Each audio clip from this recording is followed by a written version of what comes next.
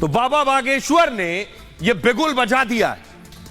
Love जिहाद का उनका कहना इलाज एक है और वो है हिंदू राष्ट्र। ये मैं क्यों कह रहा हूं?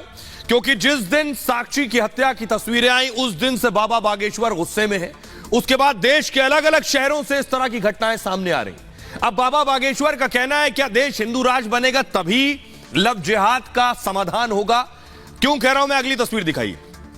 साक्षी की हत्या की साहिल खान ने, उसके बाद से साहिल के टारगेट पर 5 और लोग थे। बताऊंगा मैं आपको 5 लोग कौन थे साहिल के टारगेट पर। अगली तस्वीर दिखाइए जरा। आज उदयपुर में एक शख्स सामने आया लव जिहाद के आरोप में, जिसे लोग मारने खड़े थे।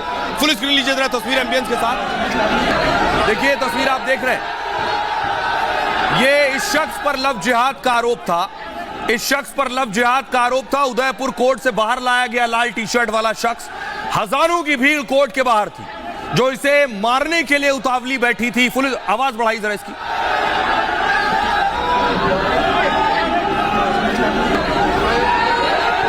ये आप देख रहे हैं उदयपुर कोर्ट के बाहर लोगों की भारी भीड़ थी। लोगों का गुस्सा था इस शख्स के ऊपर।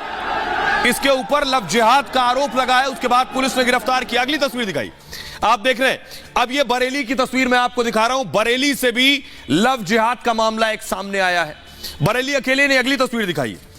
इससे पहले मुंबई से भी मामला सामने आया था, तनवीर और मानवी का, जो एक मॉडल है, कल मैंने आपको दिखाया था। तो ये जो मामले सामने आ रहे हैं, बाबा का कहना है अब वो लव जिहाद से आजादी दिलाएंगे। सुनिए जरा।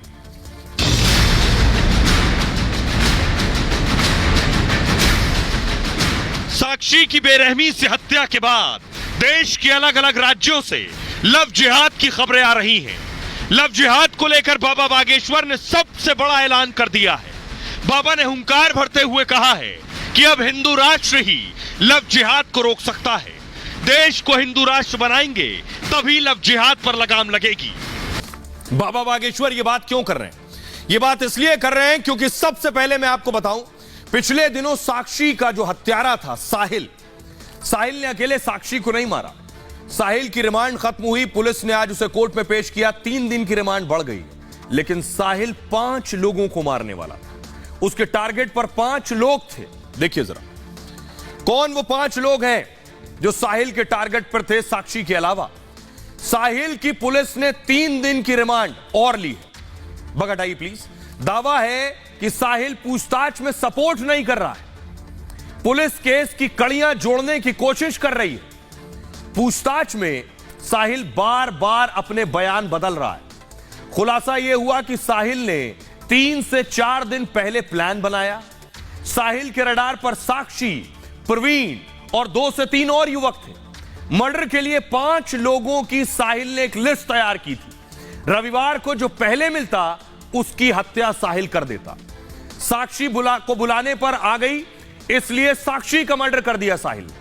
सुबह 4 बजे साहिल को हत्या की जगह ले जाया गया। क्राइम स्पॉट पर ले जाकर साहिल से पूछताछ की गई और पुलिस साहिल की मानसिक स्थिति जांचने की कोशिश कर रही है। साहिल का पीटीए टेस्ट भी पुलिस करा सकती है। अब ये साहिल के टारगेट पर यानी साक्षी के अलावा 4 और लोग थे। तो बाबा बागेश्वर कह रहे हैं हिंदू राष्ट्र से इसका इलाज होगा। आपको बताता हूं कि इस तरह की खबर उदयपुर से भी आई है। उदयपुर में क्या हुआ? दरअसल कि उदयपुर में तस्वीर आप देख रहे हैं, राजस्थान के उदयपुर में लव जिहाद का यह मामला सामने आया।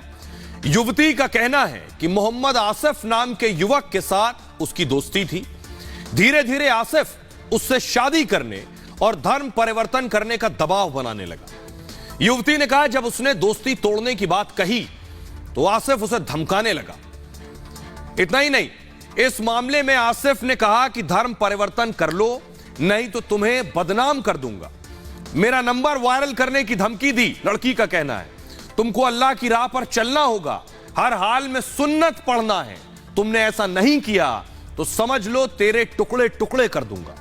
दिल्ली में साक्षी जैसे अंजाम की धमकी दी। आसिफ का पूरा परिवार दबाव बना रहा था। पीड़ित युवती की शिकायत के बाद उदयपुर पुलिस ने केस दर्ज किया। पुलिस आरोपी आसिफ को गिरफ्तार कर थाने ले गई। युवती के आरोपों को लेकर पुलिस आसिफ से पूछताछ कर रही है। आसिफ के परिवार के खिलाफ भी कार्रवाई हो सकती है। आइए अब मैं आपको बताता हूं कि आखिर कि बाबा बागेश्वर क्या कह रहे हैं। वो क्या कह रहे हैं कि हिंदू राष्ट्र कैसे बनेगा, क्या तरीका है हिंदू राष्ट्र बनाने का, जरा वो देखिए। बाबा बागेश्वर का कहना है जब लोग जागरूक हो जाएंगे तो देश हिंदू राष्ट्र होगा। हिंदू घर से निकलेगा तब हिंदू राष्ट्र बनेगा।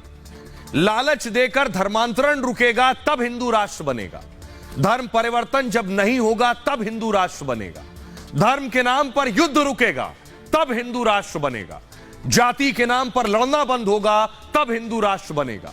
अगड़ा पिछड़ा नहीं होगा तब हिंदू राष्ट्र बनेगा। जब रामराज होगा तब देश हिंदू राष्ट्र बनेगा। रामराज का मतलब है प्रजा प्रसन्न, देश का उत्थान होगा। हिंदू राष्ट्र होगा तो लव जिहाद धर्मांतरण नहीं होगा। हिंदू राष्ट्र होगा तो संतों पर पत्थर फेंकना बंद होगा। हिंदू राष्ट्र सिर्फ एक मजहब की व्यवस्था नहीं होगी। कोई किसी के मजहब पर नहीं बोलेगा, पत्थर नहीं फेंकेगा। जब सब मिल जाएंगे तो हिंदू राष्ट्र बन जाएगा। बाबा ये बात इसलिए कर रहे हैं क्योंकि कई शहरों से एक महीने के अंदर बहुत से मामले आए हैं। सबसे पहले मैं आपको दिखाता हूं, ये पूरा कैलेंडर देखिए जरा। 31 मई 2023 बरेली की घटना है। आलिम नाम का युवक आनंद बनकर छात्रा से मिला, मंदिर ले जाकर छात्रा से शादी कर ली, होटल में छात्रा के साथ शारीरिक संबंध बनाए। छात्रा जब युवक के घर गई तब उसे असलियत पता चली।